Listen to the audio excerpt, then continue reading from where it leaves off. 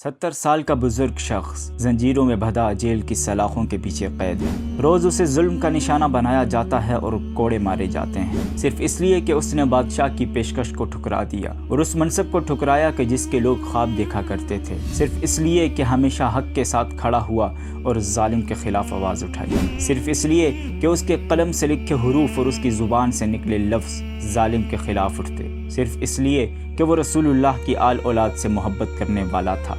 आखिर वक्त का बादशाह उस अंधेरी कैद में उसे जहर दे देता है।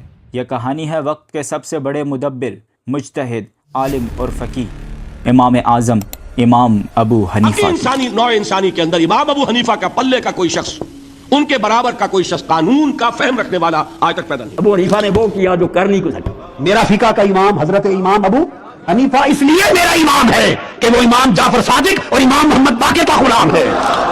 कोई इमामत नहीं चली, कोई फ़िक़्ह नहीं चली। अबू हनीफा कितना बड़ा नाम अल्लाह ने बना दिया। अबू हनीफा रहमतुल्लाह अलैह जिनके जितने फॉलोअर हैं दुनिया में और किसी के नहीं। अल्लाह ने ज़कात और फहम और समझ इमाम अबू हनीफा को दी थी, वो किसी को नहीं मिली। आखिर कैसे कूफा का रहने वाला मामूली बच्चा वक्त का सबसे बड़ा इमाम बना? कैसे एक आलिम वक्त के बादशाह के लिए ख़तरा बन गया?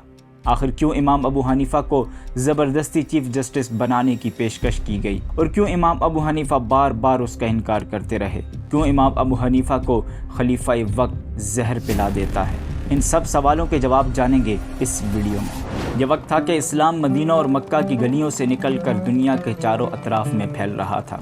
बड़े बड़े मुल्क और सल्तनतें इस्लाम के झंडे तले आ रही थी। ख़ानदानों के ख़ानदान मुसलमान होते जा रहे थे। तभी एक फ़ारसी नस्ल जूता नाम का शख्स इस्लाम के दामन में आता है और जूता से नोमान कहलाने लगता है। इस्लाम लाने के बाद नोमान फ़ारिस से सरज़मीन अरब की तरफ हिजरत करता है और रहने के लिए कूफा का इंतखाब करता है। यह वक्त होता है हज़रत अली रज़ी अल्लाह अन्हु की खिलाफत का। नोमान अली रज़ी अल्लाह अन्हु की खिदमत में अक्सर हाजिर हुआ करते और उनकी मजालिस में शरीक हुआ करते। एक दिन नोमान अपने छोटे बेटे साबित के साथ हज़रत अली रज़ी अल्लाह अन्हु के पास जाते हैं।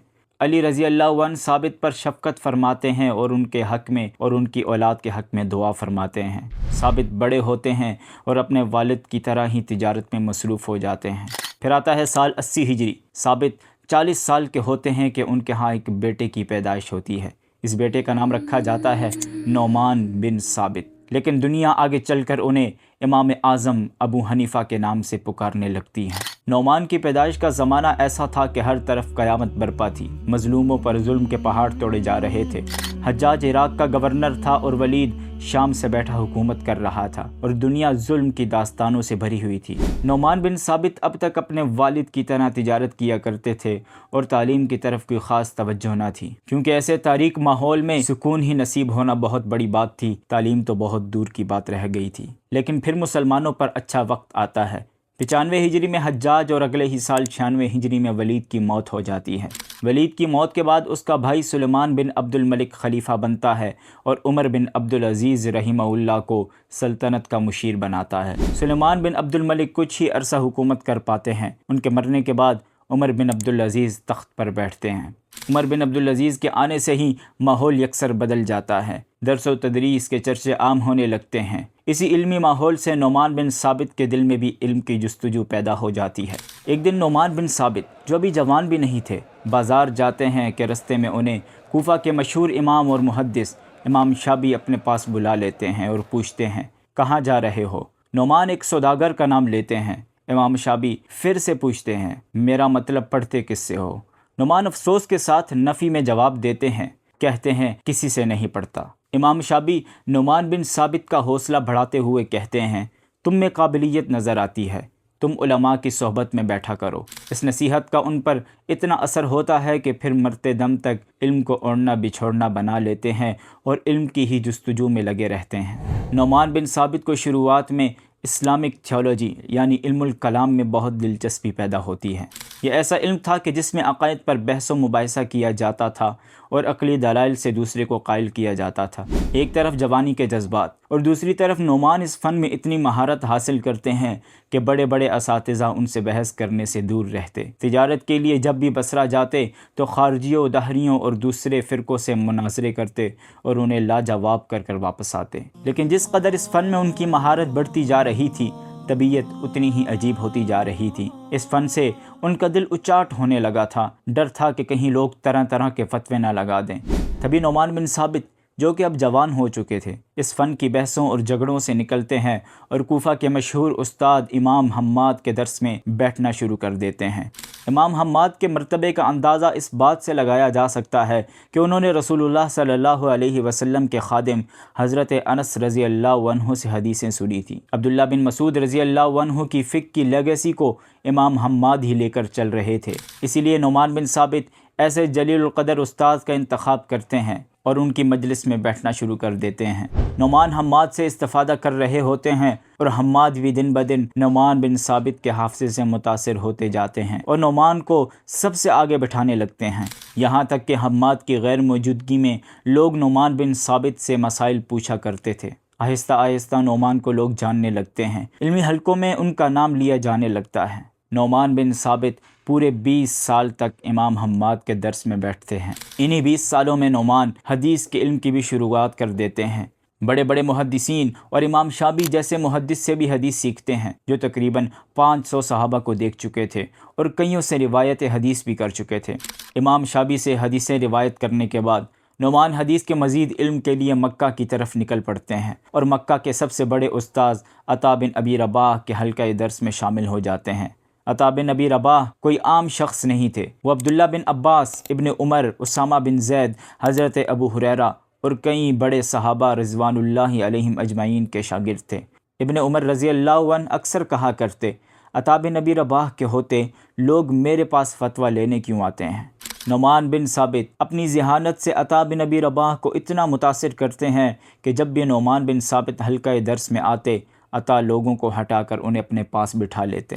یہی مکہ میں نعمان بن ثابت کی شام کے بڑے اور مشہور امام اوزاعی سے بھی ملاقات ہوتی ہے اور ان کی شاگردی بھی اختیار کرتے ہیں۔ سال 106 ہجری نعمان مدینہ کا سفر کرتے ہیں اور وہاں 2 بزرگوں سے ملتے ہیں، سلیمان جو زوجہ رسول صلی اللہ علیہ وسلم حضرت میمونہ رضی اللہ عنہا کے غلام تھے، اور سالم بن عبداللہ جو حضرت عمر کے پوتے تھے۔ نعمان ان دونوں کی شاگردی اختیار کرتے ہیں اور ان سے حدیثیں روایت کرتے ہیں۔ نعمان ایک مرتبہ مدینہ میں امام باقر رحمہ اللہ سے بھی ملتے ہیں اور کئی عرصے تک ان کی خدمت میں رہ کر ان کی شاگردی اختیار کرتے ہیں۔ امام باقر کی وفات کے بعد ان کے بیٹے امام جعفر صادق سے بھی علم حاصل کرتے ہیں۔ اس کے علاوہ جب بھی عمرے اور حج کے لیے مکہ کا سفر کرتے یا مدینہ کی طرف نکلتے تو اپنے اساتذہ کی خدمت میں حاضر ہوتے اور ان سے مزید علم حاصل کرتے۔ اب نعمان خالی طالب علم نہیں تھے بلکہ وہ ایک مشہور انسان بن چکے تھے۔ اب وہ وقت آ گیا تھا کہ جب بھی سفر کرنے نکلتے ہر طرف آپ کے سفر کی خبر پھیل جاتی، جس شہر سے گزرتے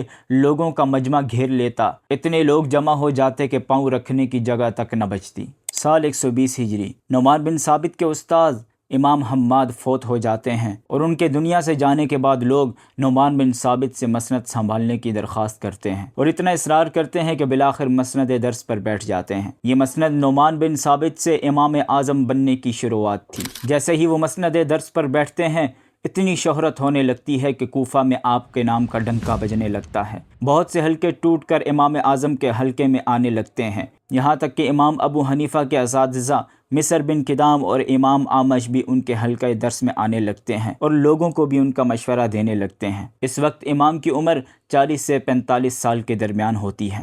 پوری اسلامی دنیا میں کوئی شہر ایسا نہیں تھا کہ جہاں ان کے شاگرد موجود نہ ہوں۔ مکہ مدینہ سے لے کر خوارزم، مدائن اور حمص تک ان کی علمی خدمت شاگردوں کی شکل میں پہنچ چکی تھی۔ جہاں جہاں مسلمان آباد تھے وہیں وہیں امام اعظم کی سوچ اور فکر پھیلی ہوئی تھی۔ پورے عراق میں ان کا اثر قائم ہونے لگتا ہے اور پورا عراق امام اعظم کے چرچے کرنے لگتا ہے۔ آپ کے الفاظ کی اتنی پاور ہو چکی تھی کہ آپ کا فتویٰ قانون کی حیثیت رکھنے لگا تھا۔ آپ کی پہنچ خلیفہ اور اس کے مشیروں تک پہنچ چکی تھی۔ اب تک اموی حکومت کے کئی خلیفہ گزر چکے تھے اور عباسی تحریک کی آوازیں بلند سے بلند تر ہوتی جا رہی تھی۔ اموی خلیفہ مروان کی حکومت میں عباسیوں کی یہ تحریک بہت زور پکڑ چکی تھی۔ ابو مسلم خراسانی نے حکومت کے خلاف سلطنت میں سازشوں کے جال بچھا رکھے تھے اور حکومت کو ہلا کر رکھ دیا تھا۔ یہ سب کچھ کوفہ سے ہو رہا تھا۔ تبھی مروان یزید نام کے شخص کو کوفہ کا گورنر بناتا ہے۔ یزید بہت ذہین اور تیز شخص تھا۔ وہ دیکھتا ہے کہ حکومت علماء کی حمایت اور ان کی خدمت سے خالی ہے، جس کی وجہ سے حکومت کمزور نظر آتی ہے۔ یزید عراق کے تمام فقہا اور علماء کو بلا کر انہیں بڑے بڑے منصب دیتا ہے۔ انہی لوگوں میں امام اعظم ابو حنیفہ بھی تھے، لیکن وہ اس کی پیشکش کو ٹھکرا دیتے ہیں اور صاف صاف انکار کر دیتے ہیں۔ امام اعظم کو ان کے ساتھی سمجھاتے ہیں، لیکن وہ نہیں مانتے۔ کہتے ہیں کہ یزید اگر مسجدوں کے دروازے گننے کو کہے تب بھی اس کی بات نہ مانوں، بجائے اس کے کہ وہ مجھے کسی کے قتل کرنے کا حکم دے۔ یہ سن کر یزید کو غصہ آ جاتا ہے اور قسم کھا کر کہتا ہے کہ میں منصب دے کر ہی رہوں گا۔ اس کے حکم پر امام اعظم کو قید کیا جاتا ہے اور روزانہ 10 کوڑے لگائے جاتے ہیں۔ اس سب کے باوجود امام اعظم ابو حنیفہ انکار کرتے رہتے ہیں۔ آخر یزید تنگ آ کر انہیں چھوڑ دیتا ہے اور امام اعظم ابو حنیفہ کوفہ چھوڑ کر مکہ چلے جاتے ہیں اور 132 ہجری تک وہیں رہتے ہیں۔ سال 132 ہجری بنو امیہ کا دور ختم ہو جاتا ہے اور عباسی تحریک حکومت کی شکل میں سامنے آتی ہے۔ عباسی بھی ظلم و جبر میں پیچھے نہیں رہتے، وہ امویوں کو بدرتی سے قتل کرتے ہیں اور ان کا صفایا کر دیتے ہیں۔ عباسیوں کے پہلے خلیفہ ابو العباس صفاح کی موت کے بعد منصور خلیفہ بنتا ہے اور ایک ظالم حکمران ثابت ہوتا ہے، نفرت کی سیاست کرتا ہے اور شک کی بنا پر لوگوں کا قتل عام کرتا ہے۔ عباسیوں کا ظلم باقیوں پر تو تھا ہی، لیکن بعد میں سادات اور علویوں پر بھی ظلم کے پہاڑ توڑے جاتے ہیں۔ ظلم اس قدر بڑھتا ہے کہ لوگوں کو زندہ دیواروں میں چنوا دیا جاتا ہے۔ پھر آتا ہے سال 145 ہجری۔ امام حسن رضی اللہ عنہ کی اولاد سے ایک شخص محمد نفس زکیہ ان مظالم کے خلاف آواز اٹھاتے ہیں اور مدینہ سے عباسیوں کے خلاف چند آدمیوں کو لے کر نکلتے ہیں۔ کچھ ہی دنوں میں یہ چھوٹا سا گروہ ایک بڑی جماعت بن جاتا ہے، یہاں تک کہ امام مالک جیسی شخصیت منصور کے خلاف فتویٰ دے دیتے ہیں۔ لیکن رمضان 145 ہجری مدینہ کے باہر جنگ ہوتی ہے اور اسی میدان میں نفس زکیہ لڑتے لڑتے شہید ہو جاتے ہیں۔ ان کی شہادت کے بعد ان کے بھائی ابراہیم ان کی جگہ خلافت کی آواز لے کر اٹھتے ہیں اور اس انداز میں اٹھتے ہیں کہ منصور کو پریشان کر دیتے ہیں اور اس کی راتوں کی نیند حرام کر دیتے ہیں۔ کوفہ سے 20 لاکھ لوگ ابراہیم کے ساتھ کھڑے ہو جاتے ہیں۔ امام ابو حنیفہ بھی ابراہیم کا ساتھ دیتے ہیں اور اس تحریک کے لیے امداد بھی بھیجتے ہیں۔ امام اعظم ان کی کھلی حمایت کرتے ہیں اور عباسیوں کے خلاف فتویٰ دیتے ہیں کہ وہ خلافت کے مستحق نہیں۔ لیکن ایک بار پھر بدقسمتی سے ابراہیم بھی بصرہ میں لڑتے ہوئے شہید ہو جاتے ہیں۔ اب منصور کو ابراہیم سے جو خطرہ تھا وہ ختم ہو جاتا ہے۔ اب وہ ان لوگوں کے پیچھے پڑ جاتا ہے کہ جو ابراہیم کا ساتھ دے رہے تھے۔ امام مالک کو قید کر کے کوڑے لگائے جاتے ہیں اور ان کے بازو تک توڑ دیے جاتے ہیں۔ منصور امام ابو حنیفہ کو بھی بغداد میں اپنے دربار پر بلاتا ہے اور وہاں ان کے درمیان زبردست تاریخی مکالمہ ہوتا ہے۔ منصور کہتا ہے، تم نے علم کس سے حاصل کیا ہے؟ امام ابو حنیفہ اپنے بڑے جلیل القدر اساتذہ کا نام لیتے ہیں۔ یہ سننے کے بعد منصور انہیں چیف جسٹس بنانے کی پیشکش کرتا ہے، جس پر امام اعظم انکار کرتے ہیں اور کہتے ہیں کہ میں اس کے قابل نہیں۔ منصور کہتا ہے کہ تم جھوٹ بول رہے ہو۔ امام اعظم کہتے ہیں، اگر میں جھوٹا ہوں تو بتاؤ جھوٹا آدمی قاضی کیسے بن سکتا ہے؟ اب یہاں سوال پیدا ہوتا ہے دوستو، آخر امام عہدہ قبول کیوں نہیں کرتے تھے؟ دیکھا جائے تو ان کا فائدہ تھا، سلطنت میں بادشاہ کے بعد ان کی پاور سب سے زیادہ ہوتی اور عیش و عشرت کی زندگی گزار سکتے تھے، لیکن نہیں، امام اعظم کے اندر موجود خشیت الہی انہیں منصب قضا قبول کرنے سے روکتی تھی۔ انہیں معلوم تھا کہ یہ عہدہ آخرت میں ان کے لیے وبال جان بن سکتا ہے، یہ حکمران آپ کا فائدہ اٹھا سکتے ہیں۔ آپ کو معلوم تھا کہ اگر آپ ان کی حکومت کے چیف جسٹس بنتے ہیں تو انڈائریکٹلی آپ ان کے خلافت کو تسلیم کرتے ہیں، جس سے انہیں کھل کر بادشاہت کرنے کا موقع مل جاتا ہے۔ ایک طرح سے آپ کی حمایت انہیں حاصل ہو جاتی ہے۔ لیکن آپ اہل بیت سے محبت کرنے والے تھے اور ان کے مقابلے میں کسی ظالم کو حکمران سمجھنا اہل بیت کی توہین سمجھتے تھے۔ امام ابو حنیفہ منصور کی ہر بات کا دلیل سے جواب دیتے ہیں اور انکار کر دیتے ہیں۔ منصور ضد پر اڑ جاتا ہے اور قسم کھا کر کہتا ہے کہ قبول کروا کر ہی چھوڑوں گا۔ مقابلے میں امام اعظم بھی نہ قبول کرنے کی قسم کھاتے ہیں اور صاف صاف انکار کر دیتے ہیں، جس پر منصور اور طیش میں آ جاتا ہے اور انہیں قید کر لیتا ہے۔ روز انہیں کوڑے مارے جاتے ہیں اور اذیت سے دوچار کیا جاتا ہے۔ منصور امام اعظم کو قید تو کر لیتا ہے، لیکن یہ قید امام اعظم کی شہرت کو ثریا تک بلند کر دیتی ہے۔ ان کا اثر پہلے سے کئی زیادہ بڑھنے لگتا ہے۔ امام اعظم کے حمایتی بڑھتے جاتے ہیں اور ان سے ملاقات کے لیے جیل آنے لگتے ہیں۔ اس قید میں بھی تعلیم کا سلسلہ جاری رکھتے ہیں۔ امام محمد جیسے شاگرد جیل میں بھی ان سے پڑھنے جایا کرتے ہیں۔ امام ابو حنیفہ اگرچہ قید ہوتے ہیں، لیکن امام کے قید میں ہونے کے باوجود بھی منصور کو اپنا ڈر لگا رہتا ہے کہ کہیں اس کے خلاف ایکشن نہ لیا جائے، اور اسی ڈر کی وجہ سے ایک دن منصور امام اعظم کو زہر کا پیالہ پیش کرتا ہے۔ امام ابو حنیفہ حنیفہ اس زہر کو پینے سے انکار کرتے ہیں۔ منصور کے سپاہی زبردستی امام اعظم کو وہ زہر پلاتے ہیں۔ جب اس زہر کا اثر امام اعظم محسوس کرتے ہیں تو سجدے میں گر پڑتے ہیں اور اسی حالت میں ان کی موت انہیں گلے لگا لیتی ہے، اور یوں دنیا اسلام کا ایک بڑا عالم اور فقیہ جیل کی سلاخوں کے پیچھے شہید کر دیا جاتا ہے۔ ان کی شہادت کی خبر سن کر پورے عالم اسلام پر غم کے بادل چھا جاتے ہیں۔ پورا بغداد ان کی شہادت کی خبر سن کر باہر نکل آتا ہے۔ بغداد کے قاضی امام اعظم ابو حنیفہ کو غسل دیتے ہیں اور کہتے ہیں، تم بڑے فقیہ، عابد اور زاہد تھے، تم نے اپنے جانشینوں کو مایوس کر دیا۔ کل 50,000 کے قریب لوگ پہلے جنازے میں جمع ہوتے ہیں، لیکن ان کے چاہنے والوں کا طوفان تھمنے کا نام نہیں لیتا، اور یوں 6 مرتبہ ان کا جنازہ پڑھایا جاتا ہے۔ پھر انہیں خیزران کے مقبرے میں دفن کیا جاتا ہے۔ اتنا ہی نہیں دوستو، انہیں دفنانے کے بعد بھی اگلے 20 دنوں تک لوگ ان کی نماز جنازہ پڑھتے رہتے ہیں۔ بڑے بڑے شاہ اور سلطان اس عظیم انسان کی مرکت پر حاضری لگاتے ہیں۔ سلجوقی سلطان الپرسلان امام کی قبر پر گنبد بنواتے ہیں اور ان کے نام سے قریب میں ہی ایک مدرسہ بھی تعمیر کرتے ہیں، جو مسلم ہسٹری کا پہلا باقاعدہ مدرسہ کہلاتا ہے۔ آخر اتنی عزت، اتنا مقام کہ آج 1300 سال بعد بھی ان کا نام زندہ ہے۔ آخر کیا تھی وہ چیز جو انہیں لوگوں کے دلوں میں جگہ دیتی ہے؟ وہ تھی ان کی انسانیت سے محبت اور ان کا درد، مظلوم اور لاچاروں کا ساتھ دینا اور ظالم کے خلاف کھڑا ہونا۔ اپنے تو اپنے، بیگانوں سے بھی آپ محبت کیا کرتے تھے۔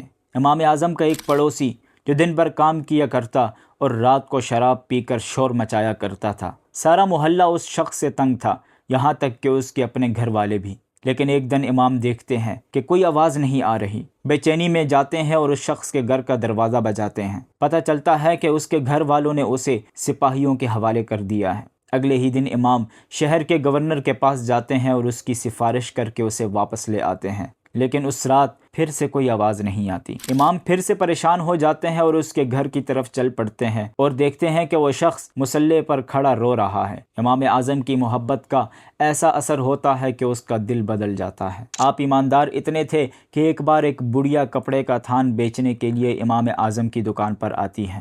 بڑھیا اس تھان کو 200 درہم میں بیچنا چاہتی ہے، لیکن امام اعظم دیکھتے ہیں کہ تھان کی قیمت 200 درہم سے کہیں زیادہ ہے۔ جب اس بڑھیا کو بتایا جاتا ہے تو سمجھتی ہے کہ شاید میرے ساتھ مذاق کیا جا رہا ہے، لیکن امام اعظم اس کپڑے کے تھان کو 500 درہم میں خرید لیتے ہیں، اور یوں وہ اپنی ایمانداری کی وجہ سے اس بوڑھی عورت کو نقصان سے بچا لیتے ہیں۔ یہیں پر اگر مجھ جیسا کوئی شخص ہوتا تو یقیناً وہ زیادہ منافع کے چکر میں بڑھیا کو لوٹ لیتا، یا کم از کم اس کے حق کی رقم سے کم ہی دیتا۔ لیکن امام اعظم نے اس بڑھیا کے بڑھاپے کا فائدہ نہیں اٹھایا، بلکہ ان کے ساتھ ایک سچے مسلمان والا کام کیا۔